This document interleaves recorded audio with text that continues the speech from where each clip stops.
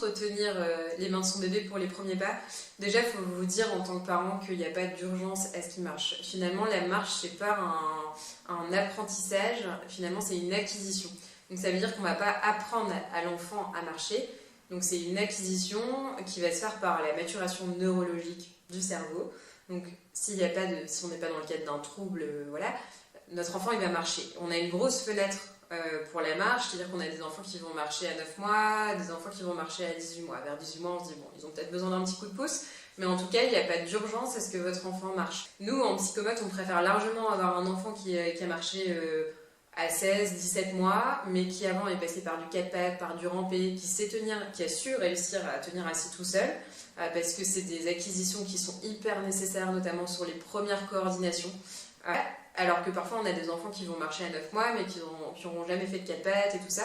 Et finalement après pour les coordinations c'est un peu difficile. Donc déjà on se dit on ne pousse pas son enfant à marcher, il va savoir le faire. Voilà, tout ce qu'on peut lui proposer de plus important c'est un environnement sécuritaire, donc un environnement où il ne se met pas en danger et de la motricité libre.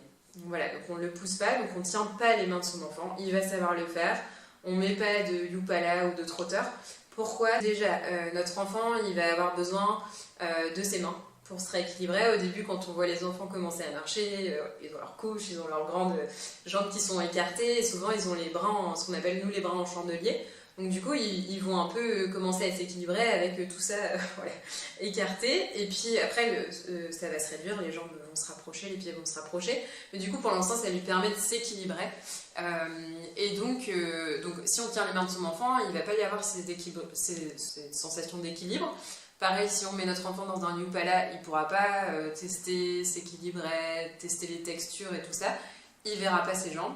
Donc en fait, marcher, c'est et faire marcher ses jambes, et donc réussir à marcher, mais aussi c'est des coordinations œil-jambes, donc il faut qu'il ait un visu sur ce qui se passe devant quand il va marcher. Donc dans un youpala, c'est pas possible. Donc voilà, on laisse son enfant faire. Dans un youpala ou quand on tient les mains de son enfant, pareil, on n'a pas tout ce qui va être réflexe parachute, donc c'est savoir se rattraper. Tous les enfants vont tomber en apprenant la marche, c'est normal, le développement c'est comme ça.